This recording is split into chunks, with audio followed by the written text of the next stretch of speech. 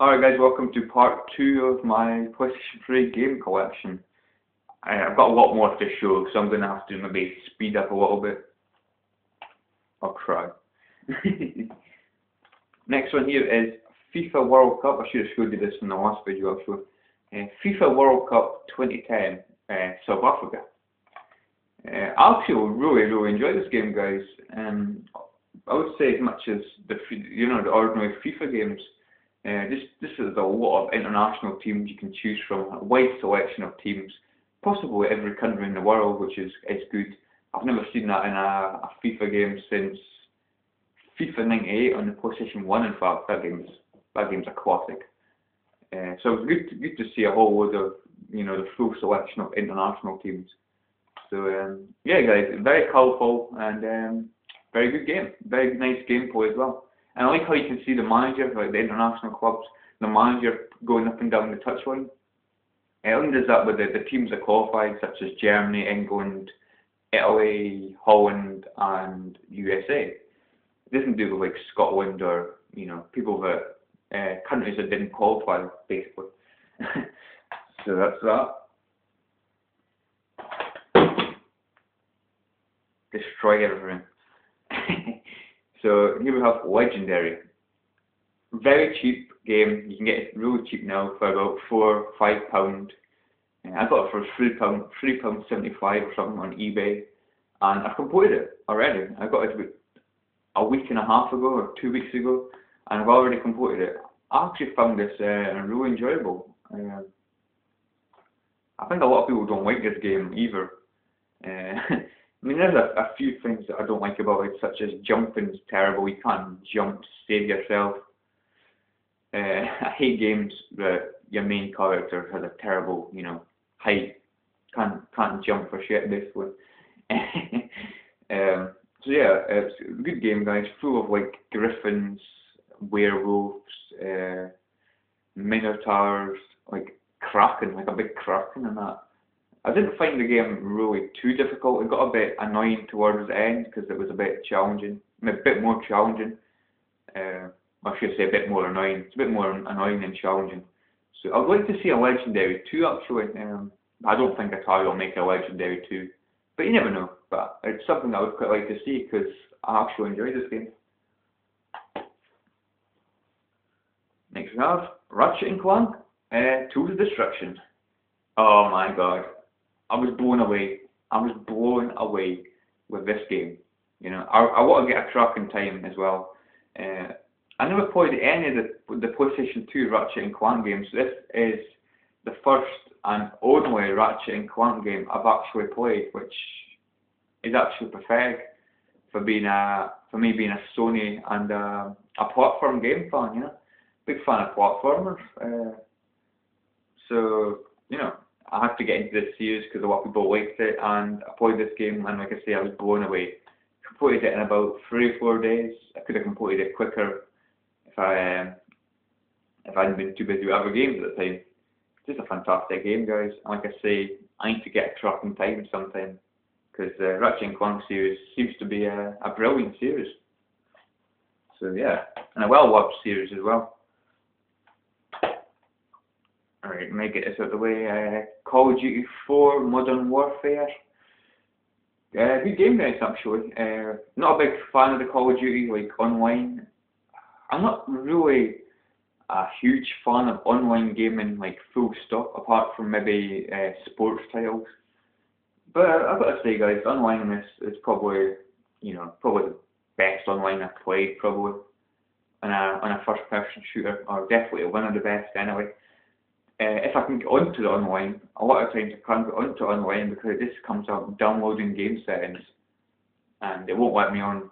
So that annoys me. I don't know whether the servers are crap or whether I don't know, maybe it's just the game. I don't know, or a glitch. I don't know. It pisses me off. I've tried a few methods that people have suggested, but it doesn't help. So I'm very lucky I can play this game online. I've completed the single player campaign, which is quite cool. I enjoyed it about, probably the best part was probably halfway through, which was when you were a Scottish guy. I can't remember the guy's name, but you were a Scottish guy and he's quite funny. That doesn't sound good. That's probably a bad impression, but yeah, a good game, guys. I really enjoyed that. Let's see. Don't like talking off camera, sorry. Next is two games, two PlayStation 3 exclusives, but well, the first one a lot of people don't like, which is Resistance Fall of Man. I don't know why, guys, why so many people dislike Resistance Fall of Man, but I actually really enjoyed this game. I thought the graphics were good, even though the colours were a bit dull, but I didn't really think too much of it at the time. It's just the way the game is, you know, a bit dull looking colour-wise, you know, like, but you know, it's still a fun game, shooting a chimera, or aliens. I used to call them aliens, but they're chimera, really. So yeah, guys, I actually really enjoyed this game. Definitely gets better. You know, it starts off, you know, quite good, but I felt it gets even better as you progress through the game. So yeah, I like Resistance Fall of Man, and I also had to get, of course, Resistance 2, which was a big improvement in my opinion. Overall, it's a lot more colourful. One of the things I don't like about this game compared to Resistance Fall of Man is actually that you can only pick up, was it 2 or 3 weapons or something? Well, in Resistance Fall of Man you can have about 8 weapons. You can have all 8 weapons at once. Well, in this game you have to choose what weapons you had or what weapons you have to drop and replace. Which I didn't like, guys, because I like to have a wide selection of weapons. You know, it makes just better in my opinion. So I played it quite a bit online as well, and I actually find this really enjoyable online. I've not played the game in a while, like about 3 or 4 months, online or single player. But you know, I do plan to play through both the games again. Probably a let's play on my other channel, probably. Yeah. So yeah, guys, I love Resistance Fall of Man and Resistance 2, but that game I would say is better. Can't wait to see what Resistance 3 looks like when it comes out. I think it'll be awesome. But I won't get it like until it comes down in price or whatever. But you know, still looking forward to see what it looks like. Next game, another game a lot of people don't like, is Turok. Yeah, another game I don't know why people dislike. I don't know why people dislike it, because I actually find this quite enjoyable as well. I know there's a lot better games out there, obviously, but for the price you pay for these games that are like reduced in price, early releases, definitely worth the money in my opinion. I paid a fiver for this, or £6 I think. I would have paid about £10. I would have paid about £10 because I actually really enjoyed it. It's my kind of thing, you know. It's got dinosaurs in it as well, you know. I'm a big fan of like mythological creatures, dinosaurs, you know, that kind of thing, you know. So I enjoyed this game. It was pretty challenging towards the end. You know, I'm saying towards the end. The whole game actually was challenging. But it definitely got a lot harder at the end. So yeah, I actually enjoyed that though. I completed it. The final boss, which was a T-Rex, took me about 2 hours. He was a nightmare, you know.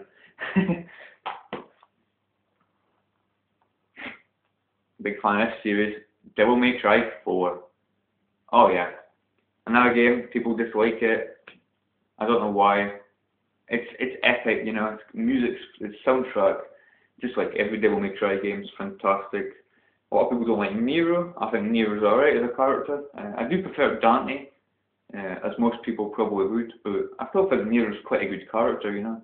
He tries his best, you know. He's got a cocky attitude, just like Dante, really, you know. So yeah, I completed it on normal. I'm about halfway through it on hard. I'll probably complete it on hard sometime. But yeah, really enjoyable game. Really enjoyable boss fights as well. You can maybe notice I'm trying to speed this up. Dark Sector. Oh god.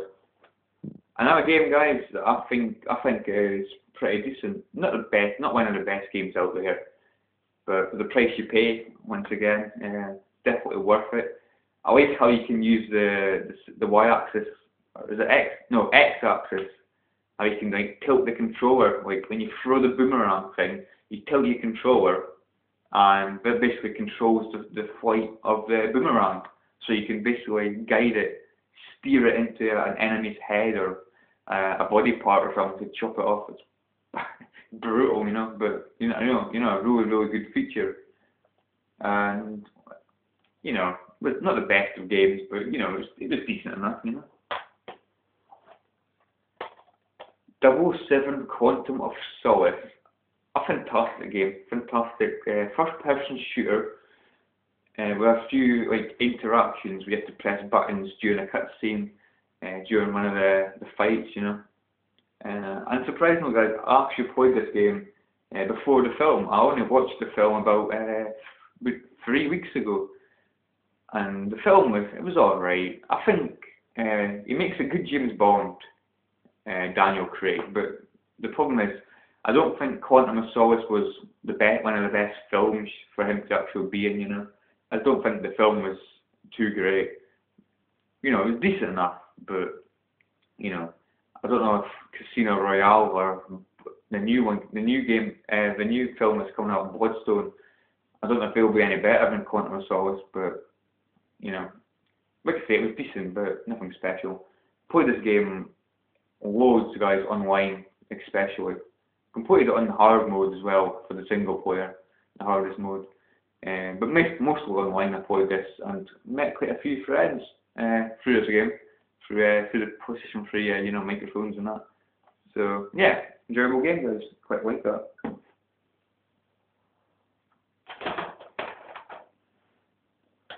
I am still here, guys. Don't worry. Right, big fan of this series, SmackDown vs. Raw 2010. This was actually the first game that I actually got. I got this along with my PlayStation 3, and I got Tiger Woods 2009 and Pro Evolution Soccer 2009 a day after that, you know. So a big fan of SmackDown vs. Raw series. This takes up a lot of memory on your PlayStation 3 hard drive, which was quite annoying. It's a good enough game, but I just don't think there's a lot of game modes. There's not enough game modes to suit my needs. And once you complete the Road to WrestleMania modes, there's nothing for you to do really, apart from maybe play them again, maybe play the Road to WrestleMania modes again, which I don't really want to do, or just play normal exhibition matches, which you know, just no point really, to be honest. But apart from that, it's a good enough game. And the newest one, which is better, SmackDown vs. Raw 2011. I love this one, guys. What I like about this game compared to that one more, I like this game more compared to that one because it's got a mode in it called WWE Universe, where basically the game like generates like matches, like, you know, for wrestlers to be in. And basically you have to build wrestlers up to like title shots and that, you know. It's difficult for me to explain, but basically people can interfere in matches. People attack you from behind when you're entering the ring, and you know, stuff like that, guys. So it gives you actually something to actually play the game for, in my opinion. And I hope in SmackDown vs. Raw 2012, I hope they bring that back, but improving it to make it even more better, you know. They could generate like random like storylines in that, like have like hundreds and hundreds and hundreds of storylines, so you very rarely ever see the same story twice. That would be fantastic, actually. I would love that. I think that's what the game's missing, you know. So here we go. Colin McRae Dirt, this one is. I want to get Colin McRae Dirt 2 sometime, probably, once it's coming down in price. But as for this game, it's probably quite enjoyable, guys. Not one of the best racing games I've played, but maybe one of the best rally games I've played, though. So yeah, quite a good game, guys. I would say I'd recommend it. Never played it online because disappointingly the online appears to be gone. There's no online in it anymore, which was a shame. I've not played it for a while now, so maybe they have put online on it again. Probably not, like. I did complete all the way through. Didn't get 100% game completion or got all the cars or anything. But you know, I did enjoy it though.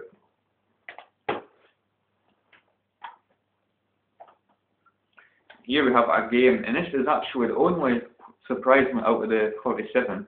This is the only PlayStation 3 game that I own that doesn't have a manual, and it is The Darkness. Yeah, I might show you. Yeah, it's The Darkness. This was one of the early games that I bought for the PS3. It was only £5, so I thought, why? What the hell, you know? I tried to get this on my birthday, my 18th birthday. Game Station wouldn't allow it. I had my college card. They wouldn't accept it. That really pissed me off. I did. So I had to get my dad to go in the next day to get it. Game Station pisses me the hell off, to be honest with you. And the stupid ID thing. I mean, I had my date of birth and my picture and everything on it. What more did they need? Anyway, guys, before we go into a rant about Game Station, I actually enjoyed this game, The Darkness. I like how it's like a dark game. It's like it's pretty gory, you know. That's a good thing, you know. Pretty gory and enjoyable. Confusing ending, I would say.